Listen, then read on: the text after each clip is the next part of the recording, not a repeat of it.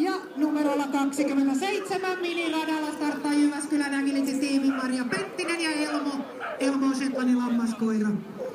Ja numerolla 28 Varkauden palvelussa seurakoirat valmistautuvat.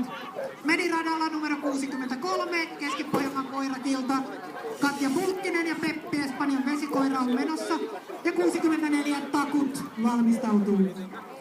Maksiradalla menee Border-Collien Jöstä. Villa Oravetsin kanssa valmistautuu Hakonilan seudun koiraharrastajat 157. Oho.